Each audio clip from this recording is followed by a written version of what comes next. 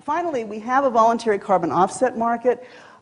Ranchers have not been much involved in this until very recently, but there are now a number of projects that I'm aware of around the world where that are more on an experimental basis, where farmers are being paid for the carbon that they're sequestering in their landscapes. There is still, of course, all the cap and trade discussions here in the United States did have some provisions for paying ranchers for sequestration. Obviously, we've still got quite a ways to go before mechanisms are there in the regulatory system. But I think in some ways that's not necessarily so bad, because there's a lot we need to learn about how to really do this kind of work in a way that will have positive benefits for food production, positive benefits for farming communities and ranching communities, and not get ourselves into, at this moment, most of the regulatory markets are so insane anyway, in terms of their rules and their regulations and all this stuff, that they're not that much fun to be part of. And I tend not to encourage farmers to get involved with them even when they are potentially eligible. That hopefully will change within the next decade. In terms of trying to do large-scale shifts in our land management, how can we get all of the ranchers in the United States to do the kind of land management that you all are doing here? Some of the lessons, I think, are ones that the Quivira Coalition and its partners are real exemplars of, is that you really do need multi-stakeholder collaborative planning. The people who are concerned with watersheds and the people who are concerned with climate change mitigation and adaptation, and farmers and ranchers need to be able to sit down together and figure out what actually makes sense in any particular kind of a landscape, as opposed to a one-size-fits-all. And they need to figure out what would be the most cost-effective route to climate change adaptation and mitigation. There's a whole process for multi-stakeholder land management that we work with people around the world on all sorts of eco-agriculture landscape initiatives, which is, starts with having everyone really understand the landscape from the diverse perspectives, understand what the potentials are, understand what the limitations are, understand what the costs are, negotiating landscape goals, and then designing and planning the interventions at the farm level or the ranch level and at the whole landscape level, so that people are doing the things that really make sense for all those co-benefits. Because my position is that we should not be taking any terrestrial land management decisions for climate change that don't also have very significant co-benefits. And because there are so many co-benefits, let's focus our attention in those places. And the policy makers need to hear from farmers and ranchers about what those win-win options really are. Obviously, there needs to be collaboration during the implementation process and the modification and making them really work well.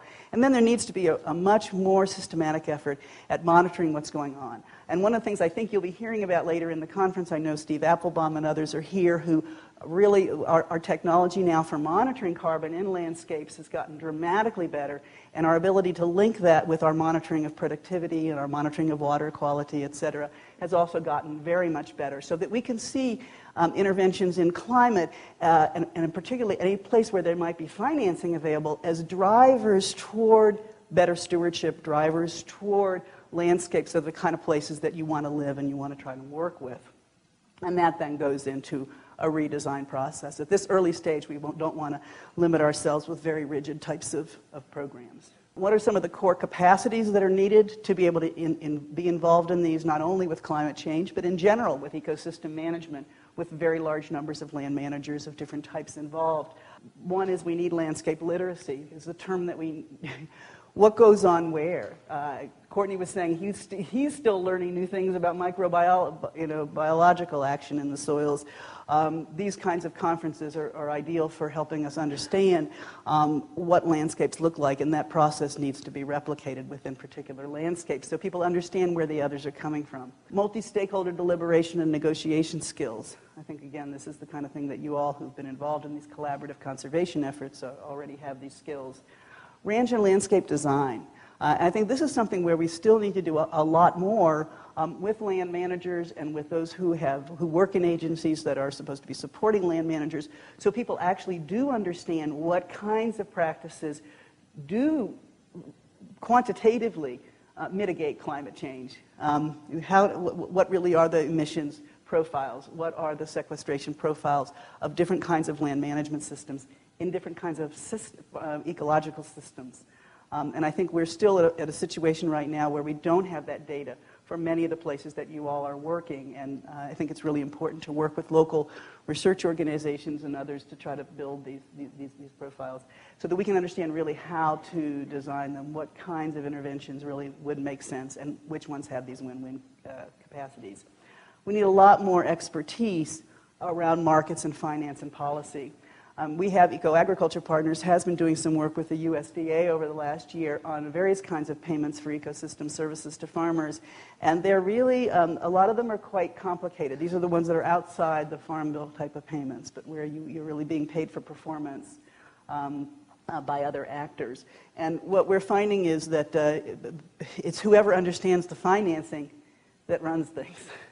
And so I think it's really important for farmers' organizations to develop those capacities within their own groups so that they can negotiate and they can put forward options and proposals that really make sense from a farming and ranching perspective and produce the ecosystem benefits that the other agencies want.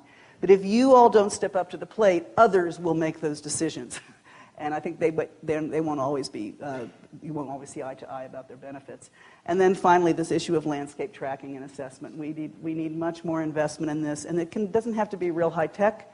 There's a lot of participatory monitoring systems that I know many of you all are involved in.